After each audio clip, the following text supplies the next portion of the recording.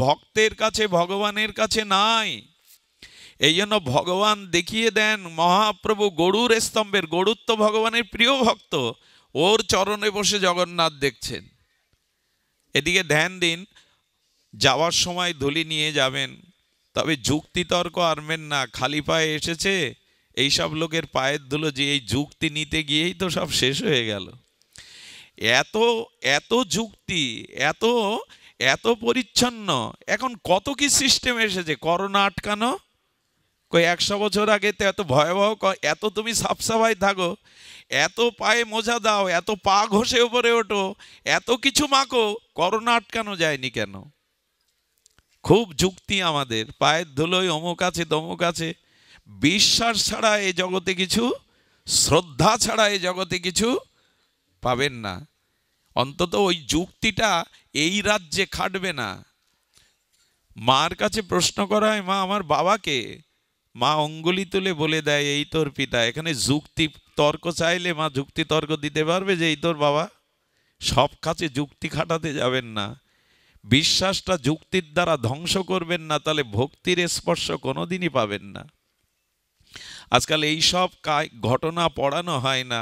সেই জটিলের কথা মনে আছে? জটিল মা বড় ভয় করে, বাবা নেই, আমার দাদা নেই, একা স্কুলে যায়, পথে ভয় করে মা। ওই সবাই বলে ওখানে ভয় আছে, মা বুকে জড়িয়ে ধরে বলল, রে ভয় নাই রে, ওই জঙ্গলে তোর এক দাদা থাকে, মধুসূদন দাদা। এ গল্প এখন আমাদের সন্তানদের পড়ানো হয় না। ওই বিশ্বাসেই জটিল বলে উঠল, মধুসূদন দাদা আমার ভয় করছে, তুমি কোথায়? ভগবান দেখলেন আজ যদি আমি ওর কাছে না যাই, তাহলে এক সরল মায়ের বিশ্বাস নষ্ট হয়ে যাবে। এই জন্য গোবিন্দ দাদার রূপ ধরে এসে প্রতিদিন তাকে স্কুলে, এই বিশ্বাসের জায়গাটা নষ্ট হয়ে গেছে। আমরা আজ বড় যুক্তি, সব কিছুতেই যুক্তি দরকার। যুক্তি না থাকলে বর্তমান সমাজ আপনাকে পেষণ করে মারবে, ঠকাবে আপনাকে। কিন্তু ভক্তি রাজ্যে খুব বেশি যুক্তি তর্ক, এ পথে পা পিছলে যাবে আপনার। এই জন্য মহাপ্রভু গরুর স্তম্ভের কোলে দাঁড়িয়ে শিক্ষা দিচ্ছেন, ভক্তি ভক্তই দেবে, ভক্তের চরণে থাকো, তাদের চরণ ধরে পড়ে থাকো, ওদের একটা কৃপা দৃষ্টিতেই তোমার জীবনে ভক্তি আসবে। মহাপ্রভু চোখের জলে জগন্নাথকে দেখছেন। উনি জগন্নাথ দেখবেন কি? উনি কি দেখবেন? উনি রাধা ভাবে মাথুর বিরহে তার শ্যামসুন্দরকে দেখছেন। মহাপ্রভু জগন্নাথ দেখছেন না, জগন্নাথের মধ্যেই রাধা ভাবে তিনি তার প্রাণনাথ ব্রজনাথ গোবিন্দকে দেখছেন। আর দেখতে দেখতে চোখের জলে ভেসে যাচ্ছে। মহাপ্রভুর ভাবটা দেখুন, জগন্নাথকে দেখছে আর ভাবাবেশে কণ্ঠ দিয়ে জগন্নাথ বেরোচ্ছে না। মানুষ যখন ভক্তি আসে, প্রেম আসে, তখন তার কণ্ঠ রুদ্ধ হয়ে যায়, তার শব্দ রুদ্ধ হয়ে যায়। মহাপ্রভু কি বলছেন জানেন?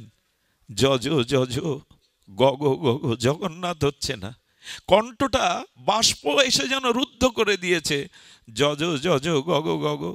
গোবিন্দ দাস বলছেন, প্রভু, গোবিন্দ দাস বলছেন, প্রভু সকাল থেকে মুখে কিছু দাওনি, একটু প্রসাদ তো নেবে। মহাপ্রভু হাত ইশারা করে বলছেন, আরেকটু দেখতে দাও, আরেকটু। জগন্নাথ, আচ্ছা আমরা জগন্নাথকে এভাবে দেখি তো, ভগবানকে মন্দিরে এভাবে দেখি তো? বলে সেই অন্তরের ভক্তি দৃষ্টি দিয়েই, ব্যাকুলতা দিয়েই ভগবানকে দেখছে। জানেন, মহাপ্রভু জগন্নাথকে দেখতে দেখতে যতটা কেঁদেছিলেন, আমি আপনাদের বিশ্বাস করাতে পারবো না। ওই চোখের জল একটা নালা তৈরি হয়েছিল, একটা ছোট খাল তৈরি হয়ে গেছিল। এরই নাম ভক্তি। ওই অপরূপ রূপ মাধুর্য দেখে নয়ন ফেরাতে পারেন। একদিন মহাপ্রভু জগন্নাথের আরতি দেখছেন, মানব প্রাচীর হয়ে সবাই দেখছে। একটা খর্বকায় মহিলা, খর্ব মানে বেটে মা, মাতৃজাতি, খর্বকায়, সে জগন্নাথের আরতি দেখত। এত ব্যাকুল সে, আরতি দেখতে এসে মানব প্রাচীর ভেদ করে সে জগন্নাথের আরতি দেখতে পাচ্ছে না। ব্যাকুল হয়ে উৎকণ্ঠিত হয়ে ছুটছে, কোথায় একটু আরতি দেখব। হঠাৎ ওর আবেশে দেখছেন একজন কেবল পাশে, স্তম্ভের পাশে দাঁড়িয়ে আছে। আসলে ও বুঝতে পারেনি চৈতন্য মহাপ্রভু ইনি। ওই মাটা কি করলো জানেন? জগন্নাথের আরতি দেখবে বলে পাঁচিলের ওপরে পা দিয়ে একটা পা মহাপ্রভুর কাঁধে দিয়ে দিয়েছে। যে মহাপ্রভু সন্ন্যাসের পরে বিষ্ণুপ্রিয়ার মুখও দেখেননি। তার কাঁধে একটা সাধারণ খর্বকায় মা জগন্নাথকে আরতি দেখবে বলে আবেশে পা দিয়েছেন। গোবিন্দ দাস সেবক বললেন, ওরে পাপিষ্ঠা, ব্রহ্মাও যার চরণ বন্দনা করে। সন্ন্যাস নেওয়ার পরে তিনি সন্ন্যাসের কঠোরতা সংযম বোঝাতে গিয়ে বিষ্ণুপ্রিয়াকেও দেখা দেননি, তার কাঁধে পা দিয়েছিস, তোর কতকাল নরকবাস হবে জানি না। রেগে মেগে ওই মাটিকে উনি লাভাতে যখন উদ্যত হবেন, মহাপ্রভু ইশারায় নিষেধ করলেন, ওকে ডেকো না, ওকে বাধা দিও না। ও জগন্নাথের প্রেমাবেশে, জগন্নাথের মধুর মূরতি, আরতি, আরতি মানে বিশেষ রতি, ওই আরতিতে ডুবে গেছে।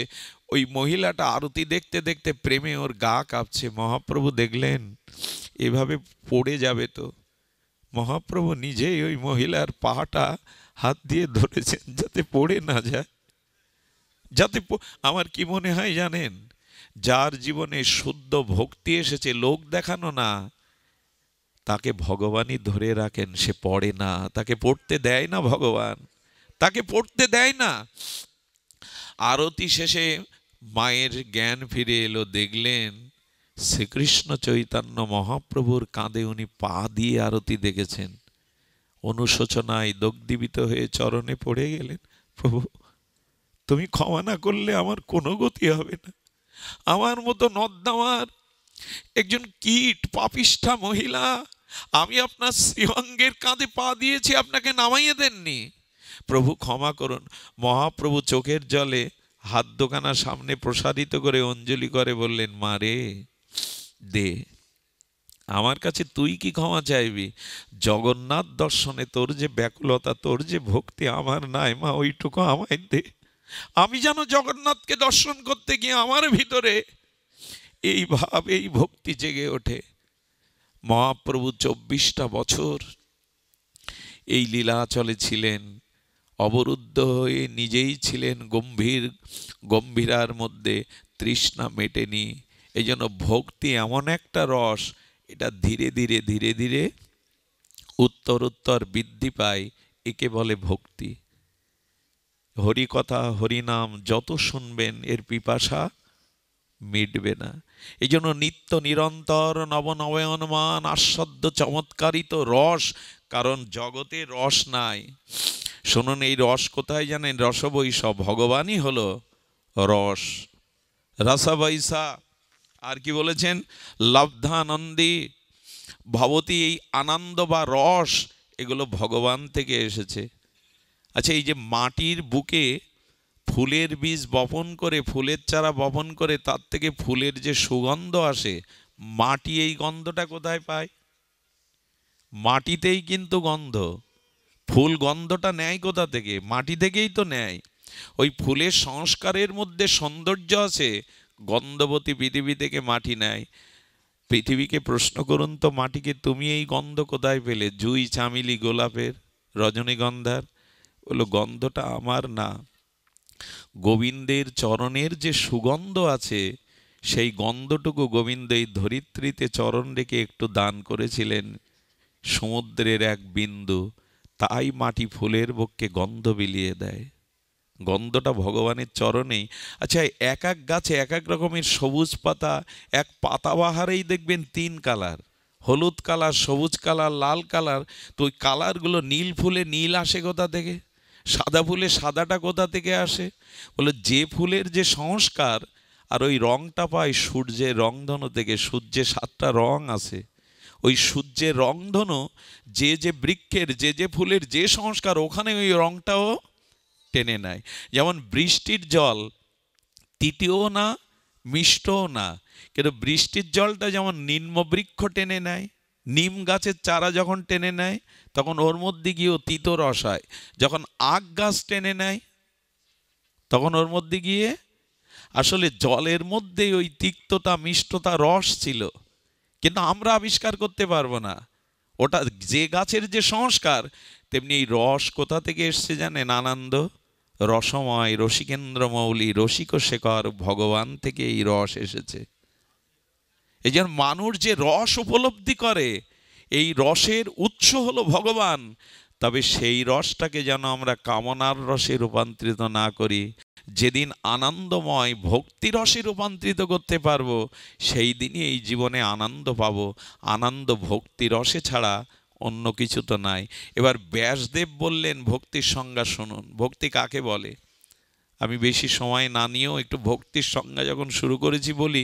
ব্যাসদেব বললেন ভক্তি শব্দটা নিষ্পন্ন সম্পন্ন হয়েছে যে ধাতু থেকে, ওই ধাতু আলোচনা করলেই ভক্তি বোঝা যাবে।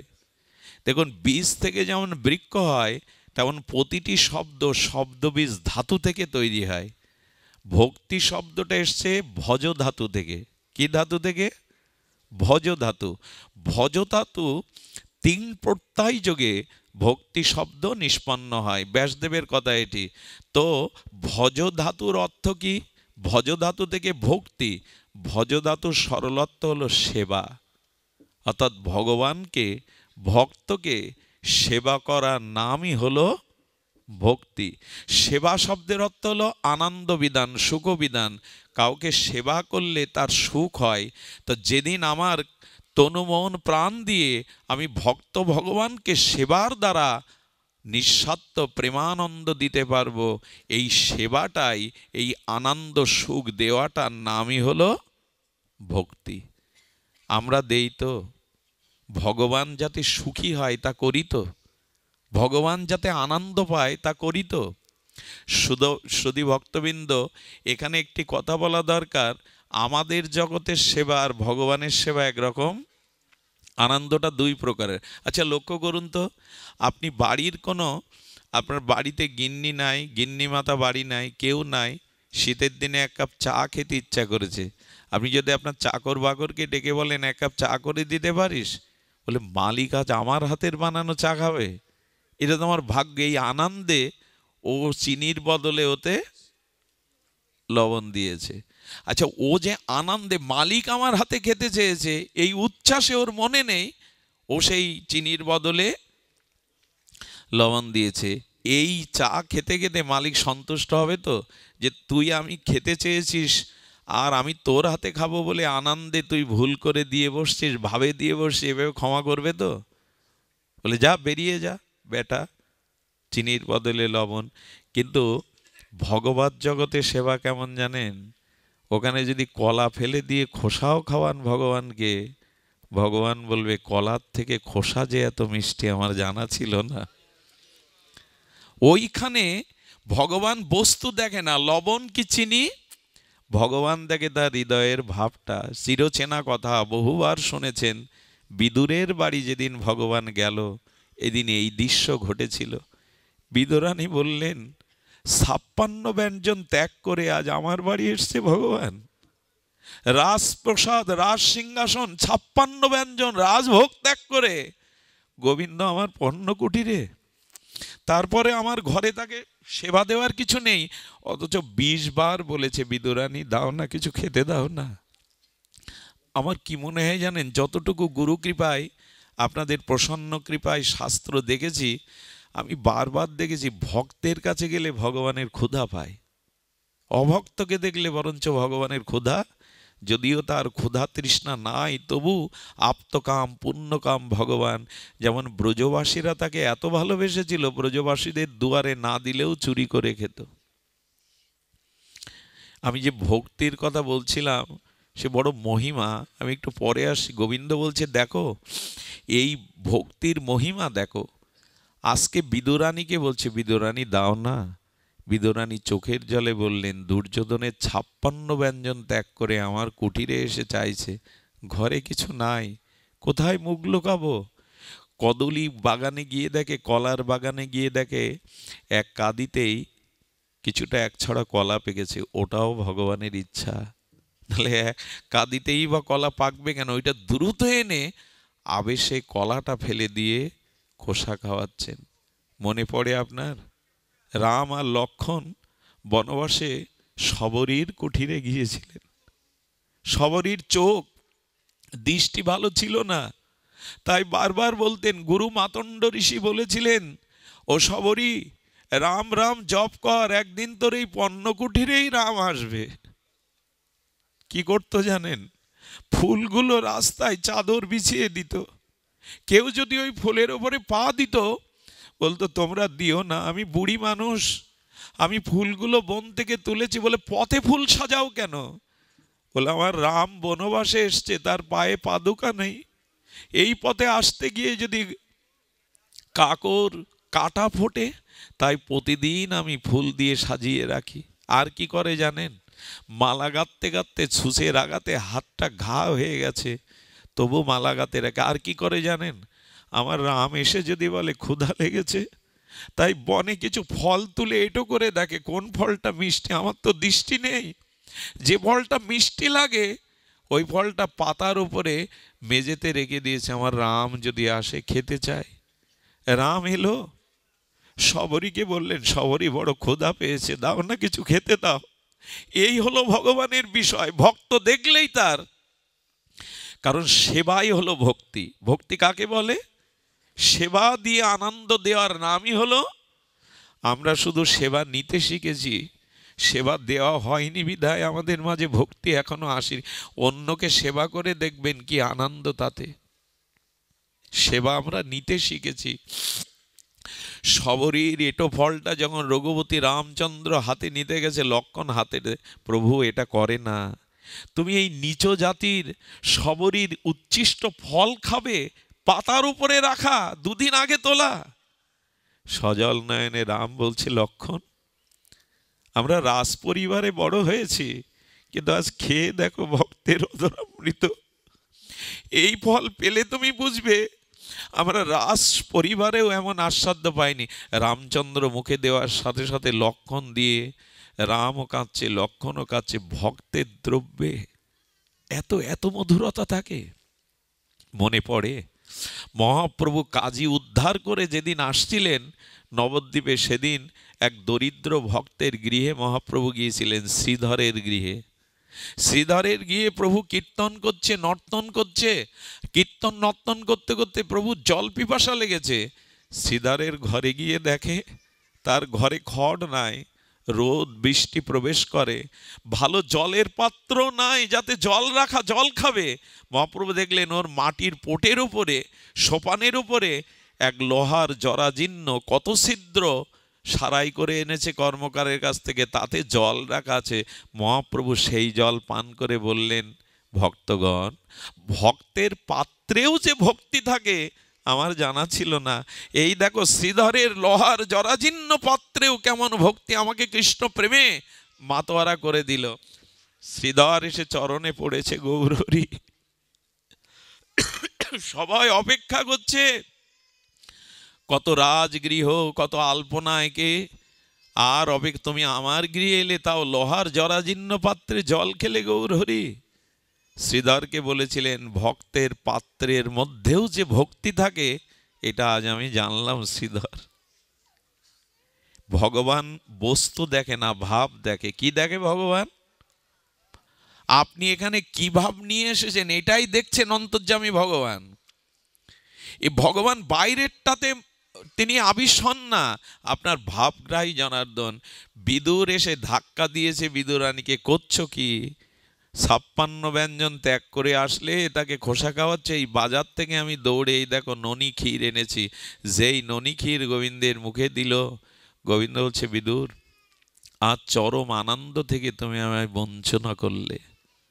বিদুর তোমার এই ক্ষীর মাখনের থেকে কলার খোসায় যে এত আস্বাদন, এটা থেকে তুমি আমায় বঞ্চিত করলে। বঞ্চিত তো হবে, কারণ ভাবটাকেই উনি আস্বাদন করেন, দ্রব্য নয়। এই জন্য চিনি বদলে লবণ দিয়ে দিলে, আমার মনে পড়ে এক গুরুদেব গিয়েছিলেন রাত 12টায়, যেতে যেতে দেখলেন এখানে আমার এক গরিব শিষ্যের বাড়ি আছে রেল বস্তির পাশে। রেল বস্তিতে গেলেন, যে ওদের কাছে তো যাওয়া হয় না। এই হলো প্রকৃত গুরু। উনি যখন ভেতরে ঢুকলেন, গুরুদেবকে দেখে স্বপ্ন দেখছে না বাস্তবে স্বামী স্ত্রী বুঝতে পারছে না। তো এই অবস্থা দেখে গুরুদেব বললেন, দেখ তো মা, ঠাকুর ঘরে একটু সুজি আছে কি না কোথাও তোর ঘরে? গরিবের ঘর, একটু আটা আর সুজি ছিল। বললো ওইটা একটু গুলে দে তো মা, বড্ড ক্ষুধা পেয়েছে, একটা তুলসী পাতা দিয়ে আন। কি বলবো, গুরুদেব আমার বাড়ি পাবে সেবা, তাই চিনির যে সামান্য পাত্রটা ওই আবেশে ভুল হয়ে লবণটাই দিয়ে দিয়েছে। তুলসী পাতা দিয়ে যখন দিয়েছে, গুরুদেব মুখে দিয়ে বুঝলেন আমাকে ওরা পাবে, এই আশাটা এই মধ্যরাত্রে ছিল না। বস্তিতে গুরুদেব এভাবে আসবেন, সেবা চাইবেন, আবেশে ভক্তিতে করেছে। এই হলো গুরুদেবের লক্ষণ, ভক্তির লক্ষণ। সুজিটা মনের আনন্দে খাচ্ছেন আর বলছে, মারে এর মধ্যে আজ বড় আস্বাদন আছে। উনি চিন্তা করলেন আমি হাসি মুখে পাচ্ছি, কিন্তু কড়াইতে যেটুকু আছে পরে তো ওরাই পাবে, তখন ওরাই কষ্ট পাবে। গুরুদেবকে কি পাইয়েছি? বললো, মা আর কিছু আছে অবশিষ্ট? আজ আমার জঠরে বড় ক্ষুধারে, আনতো পাত্রটাও নিয়ে আন। রহস্য বুঝতে পারলেন না। গুরুদেব ভেবে চেয়ে কেন পাচ্ছে, পাত্রটাতেও পেল। পরের দিন গুরুদেবকে বিদায় দিয়ে যেটুকু পড়েছিল ওই কড়াইয়ের পাশে, ওইটা মুখে দিয়ে মা দেখলো পুরো লবণ আর লবণ। গুরুদেব যে পথ দিয়ে চলে গিয়েছিল ওই ধোলাতে কাঁদছে আর বলছে, গুরুদেব কাঙাল বলে চিনি দিতে পারেনি, লবণটাও হাসি মুখে খেলে। এই হলো ভগবানের ভাব, গুরুদেবের ভাব। এই জন্য উনি ভাবগ্রাহী। ভেতরের ভাবটা রাখুন যাতে আপনার দ্বারা উনি আনন্দ পান, সুখ পান। এরই নাম ভক্তি। আমরা ভগবানের কাছে গিয়ে 10টা 5টা চেয়ে বসি, আমার সুখের চিন্তা করি, তার সুখ কিসে হবে এ ভাবি না। এই জন্য দয়া করে যারা বিগ্রহ সেবা করেন গিয়ে জিজ্ঞাসা করবেন, বলো না তোমার আজ কি খেতে মন চাইছে, আজ কোন পোশাক পরালে তুমি। এভাবে তাকে ভাবের দ্বারা সেবা করতে হয়। মন্দিরে শুধু ঘন্টা নাড়লেই হয়, মন্ত্র বললেই হয়? উনি ভাবগ্রাহী। এই জন্য এই ভাবটার নামই হলো ভক্তি, ভাবই হলো ভক্তি। সেই ভাব কি? সেবা ভাব, যাতে তোমায় আনন্দ দিতে পারি, তোমায় একটু সুখ দিতে পারি। ভগবান বললেন, এইভাবে যারা আমাকে সেবা করে শুনে রাখো ভক্তির মহিমা। গোবিন্দ এবার বলে বসলেন, এই জাতীয় শুদ্ধ নিষ্কাম ভক্তের আমি অধীন হয়ে যাই। ভগবান বললেন, অহং ভক্ত পরাধীন। ভগবান বলছেন আমি স্বাধীন, আমি চৈতন্য, কিন্তু সেই ভগবান আমি ভক্তির কাছে, ভক্তের কাছে পরাধীন হয়ে যায়। পরাধীন মা কেমন জানেন? আহা, পরাধীনের কথা যদি বলেন কি বলবো আপনাদের। পরাধীনের কথা মনে পড়ে, মহারাষ্ট্রে একবার এক রাজার সেনাপতি, কিন্তু বড় দয়া ছিল। দুর্ভিক্ষ লাগে মহারাষ্ট্রে, নিজের জমানো সব অর্থ জমি জমা বিক্রি করে মানুষের সেবা করার পরে টান পড়ল এই বুভুক্ষ অন্য কষ্টের মানুষগুলোকে দেখে রাজকোষ থেকে কিছু রাস মণিমুক্তা চুরি করে বিতরণ করেছিল। রাজা জানতে পেরে তার মৃত্যুদণ্ড বিধানের জন্য 4 জন সেনাকে পাঠায়, ওকে ধরে আনো, আমি রাজা, আমার কাছে অনুমতি নেই, এ দাতা সাজতে গেছে। আসলে ওর মনে ছিল আজ মানুষগুলো বাঁচুক, আমি পরবর্তীতে রাজার এই ঋণ শোধ করে দেব।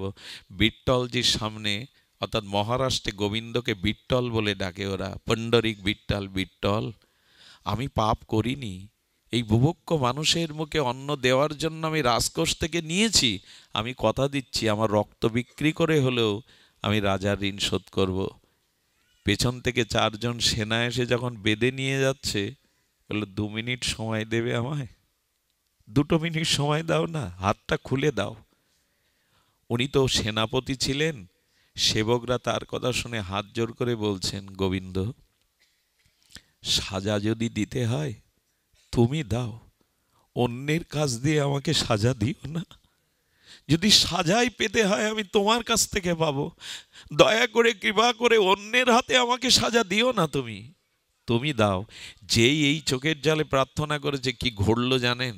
এটা সত্য যুগের নয়, তেতার নয়, দাপারে নয়, 700 বছর আগে ঘটে যাওয়া মহারাষ্ট্রের ঘটনা। গোবিন্দ নিজেই এক যুবকের রূপ ধরে আর কিছু সোনা হীরা মুক্তা নিয়ে রাজ দরবারে পৌঁছে গিয়ে বললেন, সম্রাট সম্রাট আপনি এই মণিমুক্তাগুলো দেখুন তো, আপনার রাজকোষ থেকে যা নেওয়া হয়েছিল তা পরিশোধ হয় কিনা। রাজা বলছেন, এত দামি মণিমুক্তা তো আমার রাজকোষেও নাই, এর একটার মূল্য আমার পুরো রাজকোষ বেচবে। কে তুমি, আর এগুলো কোথায় পেয়েছো? তোমার পরিচয় কি? তোমার কণ্ঠ, তোমার শরীরের মধ্যে এত জ্যোতি, কে তুমি? আগে তো তোমায় দেখিনি।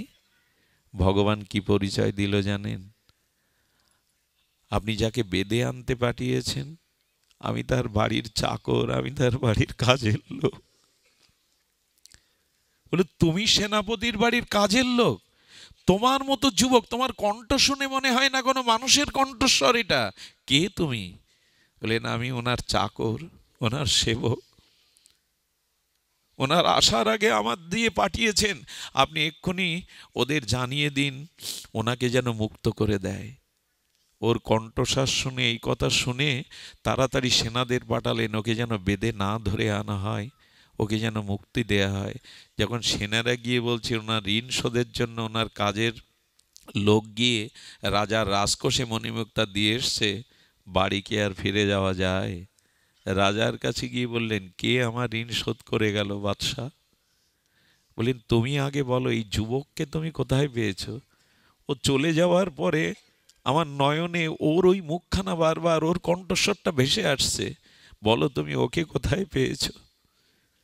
কি আর বলবে, দৌড়ে মন্দিরে গিয়ে বলেছিল, তুমি আমার জন্য কেন বোঝা বইবে ভগবান? তুমি আমার বোঝা কেন বইবে? এই হলো অহং ভক্ত পরাধীন।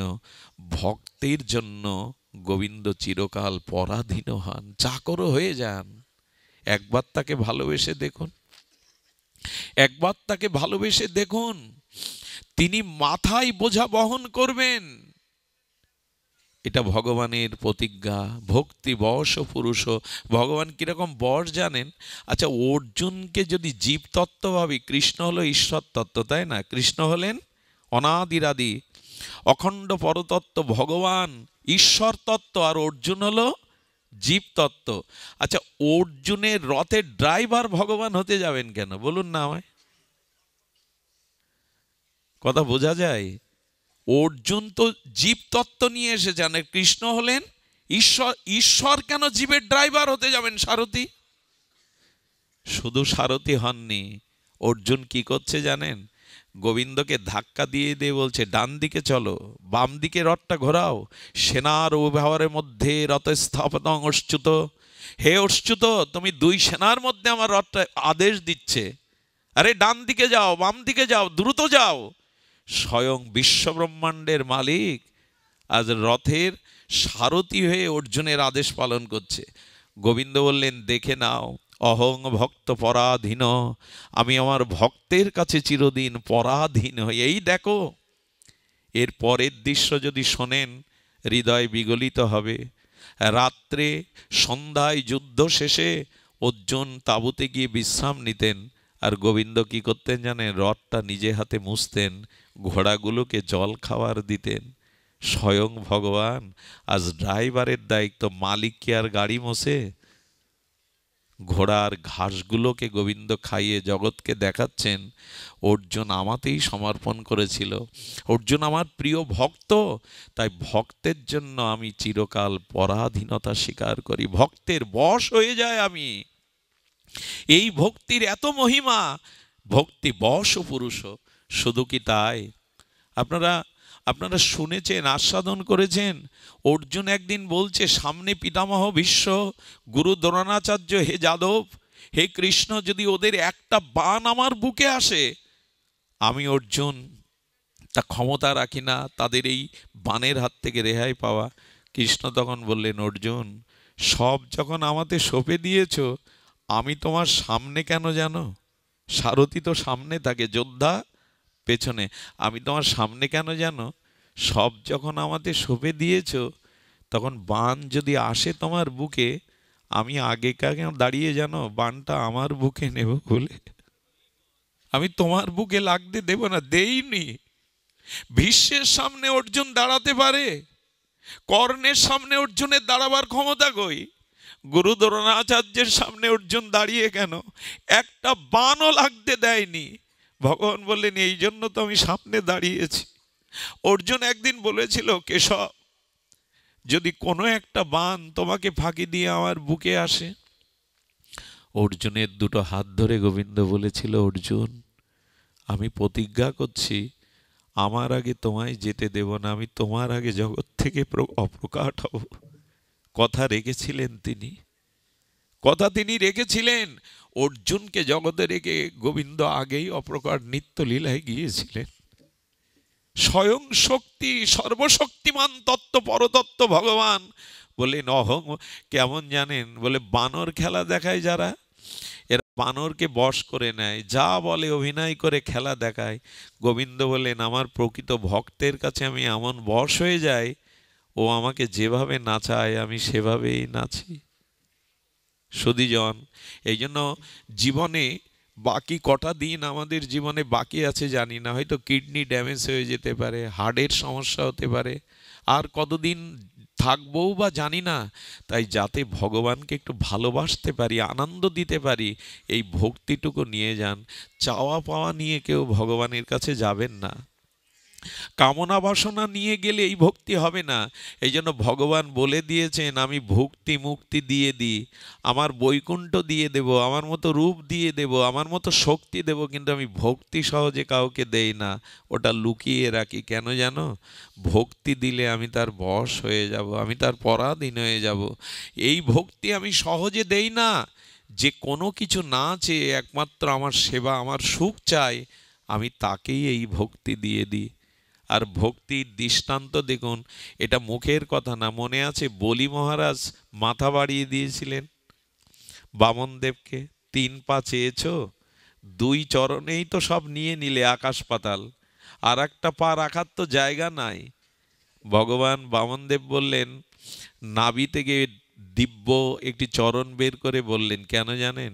যে সব আমাকে দেয়, আমি আর তাকে দূরে রাখি না, তাকে আমার চরণে নিয়ে নিই। 3 পা চাওয়ার দরকার কি ছিল ভগবানের? এক চরণেই তো আকাশ পাতাল নিতে পারতেন, চতুর্দ্বার ব্রহ্মাণ্ড। আর একটা পা চেয়েছিলেন কেন জানেন? যারা ভগবানকেই সব সঁপে দেয়, ভগবান বললেন তাকে আমি আমার চরণ ছাড়া করি না, এই জন্য তো আর একটা পা আর তার মাথাটাই রাখলাম। মাথাতেই চরণ রাখার পরে ভগবান কি বলেছিল জানেন? বলি শোনো, আমি তোমার কাছ থেকে কেড়ে নিতে আসিনি, এই রাজ্য নয়, আমাকে আমাকে তোমাকে আমি সুতল রাজ্য দিয়ে দিলাম। সুতল পাতালে সুতল রাজ্য দিয়ে দিলেন। আর গোবিন্দ কি করলেন জানেন? শুনলে অবাক হতে হয়। গোবিন্দ পাহারাদার হয়ে লাঠি হাতে ওই সুতল রাজ্যে বলির পাহারাদার হয়ে দাঁড়ালো। একবার ভেবে দেখুন তো কিভাবে ভক্তের পরাধীন অননি। পাহারা ধরে দাঁড়িয়েছে। নারদ বৈকুণ্ঠে গিয়ে দেখে লক্ষ্মী দেবীর মুখে আধার। মা, তোমার মুখ বৈকুণ্ঠে আধার হলে মানায় না, বৈকুণ্ঠে কোনো কুণ্ঠা থাকতে নেই, এখানে কোনো দুঃখ জরাব্যাধি মৃত্যু নেই। লক্ষ্মী দেবী বললেন, যার জন্য বৈকুণ্ঠ সেই বৈকুণ্ঠেশ্বর নারায়ণ তো বৈকুণ্ঠে কতদিন আসেনি, জানি না সে কোথায় গেছে, লক্ষ্মীও জানে না। নারদ বলছে, মা আর আসবেও না। বললেন, জানো প্রভু কোথায়? বললো, প্রভু বলি রাজার রাজ্যে দ্বারপাল হয়ে লাঠি হাতে দাঁড়িয়েছে, ওইখান থেকে আর নড়বে না।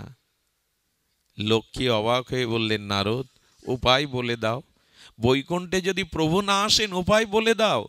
বললেন, এক কাজ করো, বড়ি বড় দাতাশীল, তুমি বলির কাছে গিয়ে তুমি তাকে দাদা সম্বোধন করে তার হাতে রাখি পরিয়ে দিয়ে বোন হও। বলি অত্যন্ত দাতা উদার, তোমাকে বর দিতে চাইলে তুমি তোমার ওই প্রাণনাথ বৈকুণ্ঠেশ্বর নারায়ণকে চেয়ে নেবে। এই রাখি পরাবার এখান থেকেই শুরু। ধ্যান দিন, এই রাখি পরায় না, এই রাখিটা এখান থেকে লক্ষ্মী দেবী বলিরাজের হাতে রাখি পরিয়ে দিলেন। আশীর্বাদ চাইলে বললে, বল কি চাই তোমার? বলেন, মাথায় হাত দিয়ে বলো, আমি যা চাইবো দেবে। বললো, বলির কাছে এসেছো তুমি, আমার হাতে রাখি পরিয়ে দিয়েছো, তুমি বোন, তুমি চেয়ে নাও। বলেন, ওই যাকে দেখছো ওই দ্বারপাল, ও আমার পতি নারায়ণ, ওকে আমি ফিরিয়ে নিতে এসেছি।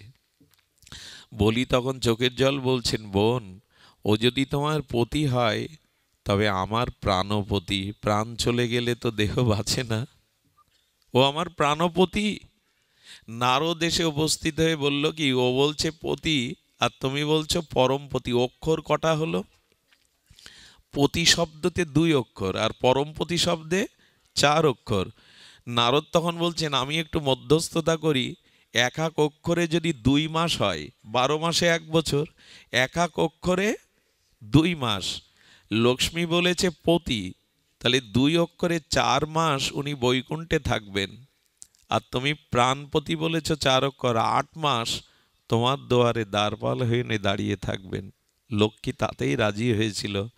আমার বলবার অভিপ্রায় হলো, এই হলো ভক্তাধীন ভগবান, দাঁড়ি হয়ে ওইখানেই তিনি অবস্থান করছেন। এটা ভাগবত বলছেন, আপনি আমি ভগবানকে দাঁড়ি করতে চাই না, সারথি করতে চাই না, তবে দাঁড়ি করতে চাই, সারথিও করতে চাই, বলেই বিশ্রাম করি। সারথি কেন জানেন? হে প্রভু, কিঞ্চিৎ যদি তোমাকে ভালোবাসি, তবে তুমি সারথি হইও। আমার মৃত্যুর পরে এই দেহটা চিতায় যখন ওরা দাহ করে পুড়িয়ে দেবে, আমার টাকাগুলো ব্যাংকে সিন্ধুকে থাকবে, আমার স্ত্রী ঘরের চৌকাঠ পেরিয়ে রাজপথ পর্যন্ত আসবে, আমার গরুগুলো গাভী মাতাগুলো গোয়ালে বাঁধা থাকবে, আমার জমি জমাট থাকবে, আমার হাতের সোনার আংটিটা খুলে ওরা ঘরে রেখে দেবে। কিন্তু বন্ধুগণ, আমার একান্ত বন্ধু যারা, তারা শ্মশান পর্যন্ত যাবে, কিন্তু প্রভু পুড়িয়ে দিয়ে ওরা যখন ফিরে আসবে মৃত্যুর ওপারে, আমার তো কোনো সাথী নেই, স্ত্রী পুত্র কুটুম্ব পিতামাতা কেউ নেই। সেই দিন তুমি আমার কাণ্ডারি হয়ে, আমার মাঝি হয়ে, আমার সারথি হয়ে তুমি দাঁড়িয়ে থেকো। সেদিন অন্তত তুমি আমাকে নিয়ে নিও। এ কথাটা কিন্তু আবেগের নয়। মৃত্যুর পরে শ্মশানে পুড়িয়ে ওরা আর কেউ ফিরে তাকাবে না। দেখুন আপনাদের শ্মশানেও তাই হয়, ওই কলসি ভেঙে দিয়ে ওদিকে আর কেউ তাকায় না, বলে সব ঘরে ফিরে চলো। ভগবান বললে ওই দেখ, ওরা শ্মশান পর্যন্ত তাও সবাই আসেনি, এরপরে তোর সাথী বলতে কেউ নেই।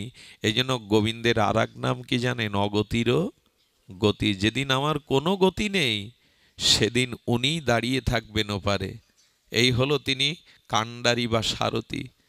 আর ভগবানের কাছে এই জন্য প্রার্থনা জানিয়ে রাখবেন, স্ত্রী পুত্র সাথে নিয়ে আমি জন্মাইনি, পিতামাতা সাথে নিয়ে আমি জন্মাইনি, মৃত্যুর পরে এরাও কেউ আমার থাকবেও না, তুমি আমার জন্ম জন্মান্তরের। এই যে অনুভূতি, এই অনুভূতির দ্বারা আসুন আমরা ভগবানকে একটু ভালোবাসি। আর এই যে অন্ধকারের কথা বলেছিলাম, এটি দূর করার ভাগবতের অন্তিম মন্ত্রটাই আমরা উচ্চারণ করি। ভাগবতের 18,000 শ্লোকে দ্বাদশ স্কন্দের এটাই হলো অন্তিম শ্লোক। সেই অন্তিম শ্লোকটা হলো এটি। পুষ্পাঞ্জলি দিয়ে আজকের পাঠ বিশ্রাম রাখি। সেই পুষ্পাঞ্জলি মন্ত্রটা হলো, নাম সংকীর্তনং যস্য সর্বপাপ প্রণশনম প্রণাম দুঃখ সমানস্তাং হরিং পরম। ভাগবতের অন্তিম শ্লোকে বলছে, তোমার অনন্ত জন্মের পাপকে তুমি পুড়িয়ে ফেলো, আর সেই পাপকে নষ্ট করবে একমাত্র হরি নাম। নাম সংকীর্তনং যস্য সর্বপাপ প্রণশনম, সমস্ত পাপকে পুড়িয়ে দেবে। প্রণাম দুঃখ সমানস্তাং হরিং পরম। আর তোমার জীবনে এই পরম শ্রেষ্ঠ একমাত্র আশ্রয় ভগবানের। আপনাদের কাছে বলবো, অন্য কোনো আশ্রয় নেই ভগবান ছাড়া।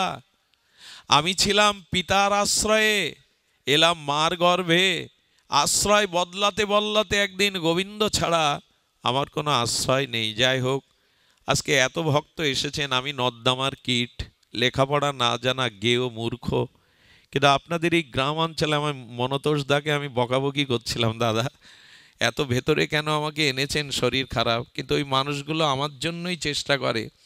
এখন এসে বুঝলাম এই মাটির গুণ আছে। কত মানুষ আপনারা দাঁড়িয়ে কষ্ট করে, কত কষ্ট স্বীকার করে আছেন। আপনাদের কাছে আমি হাত জোড় করে ক্ষমা চাইছি, যারা দূরে দাঁড়িয়ে বসার জায়গা পাননি, আপনারা আমাকে ক্ষমা করবেন। আপনাদের দাঁড় করিয়ে রেখে অনেকটা কষ্ট দিয়েছি। হৃদয়ে যদি কোনো ভাগবত কথায় আনন্দ পান, তবে আনন্দটুকু নিয়েই বাড়ি ফিরে যান। আর কাল থেকে চেষ্টা করুন যাতে ভগবানকে একটু আনন্দ দেওয়া যেতে পারে। এই যজ্ঞের জয় হোক। ফরিদপুর থেকে বিপ্লব দাদারা, কোথায় সেই ফরিদপুর থেকে এসছেন ওনারা, মরুদা সংকীর্তন করছিলেন, আমি হেঁটে এলাম, পথটা শুনছিলাম। সবার আপনাদের মঙ্গল কামনা করে, এই যজ্ঞের সফলতা কামনা করে আজকের মতো হরিকথা এখানেই বিশ্রাম। শ্রী গুরু প্রেমানন্দে গৌর হরি বল। জয় শ্রী রাধে। আমাদের মরুদা সংকীর্তন একটু রাধা নাম